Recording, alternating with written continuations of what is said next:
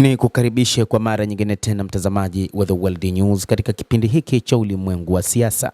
Naitwa Adam Hussein. Rais Masoud Pezeshkian wa Iran anasema jamhuri hiyo ya Kiislamu ya Iran haitaki silaha za nyuklia isipokuwa inahitaji kurutubisha uranium kwa ajili ya maendeleo ya nchi hiyo.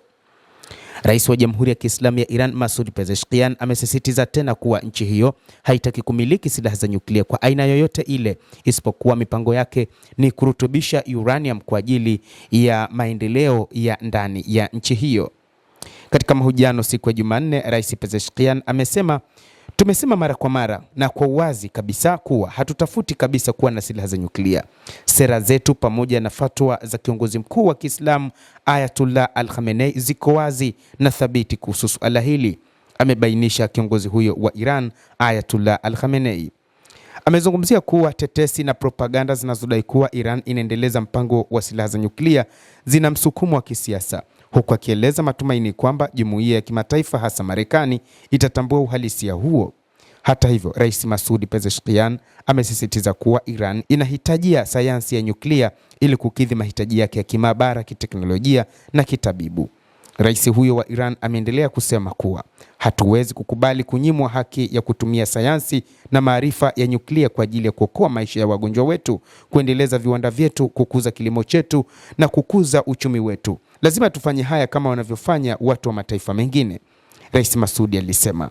Aidha, Rais Masoud Pezeshkian amebainisha kuwa Iran iko tayari kikamilifu kwa aina yoyote ya ukaguzi wa mpango wake wa nyuklia, na amesema Iran haina hofu juu ya ukaguzi wa kina unaofanywa na shirika la kimataifa la nishati atomiki IAEA. Sehemu ya mahojiano hayo imechapishwa na ofisi ya rais wa Iran saa chache baada ya wajumbe wa Iran kufanya duru ya pili ya mazungumzo ya nyuklia na wawakilishi wa Marekani katika mji wa Geneva, Uswisi.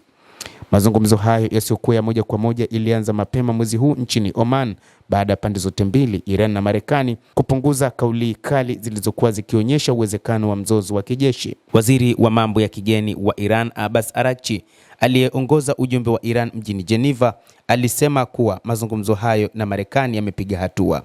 Araghchi aliongeza kuwa mazungumzo hayo ya siku ya Jumanne yalihitimishwa kwa makubaliano juu ya misingi elekezi ambayo yataongoza mazungumzo yajayo kuelekea makubaliano yanayotarajiwa. Hata hivyo, bado hakuna uhakika wa makubaliano ya moja kwa moja kutokana na vitisho vinavyotoka upande wa Marekani na namna ambavyo Iran imekuwa ikijibu juu ya namna ilivyojipanga. Wakati huu Iran imeendelea na mazoezi yake ya kijeshi katika eneo la mlango bahari wa Hormuz, huku ikiufunga mlango huo bahari, na kwamba kuanzia sasa hakutakuwa na meli za mafuta zitakazoweza kupita katika eneo hilo, huku rais wa Marekani Donald Trump akisema bado meli ya kivita kubwa zaidi ya Gerald Ford inaelekea katika Mashariki ya Kati na mpango ni kwa ajili ya kuikabili Iran. Endelea kutufuatilia mtazamaji, na nikusihi usisahau kulike, kucomment, kadhalika kusubscribe channel yetu hii ili upate habari hizi kwa mapana kupitia The World News. Naitwa Adam Hussein. Endelea kuwa nasi wakati wote, endelea kutufuatilia uweze kufahamu mengi yanayojiri katika ulimwengu huu.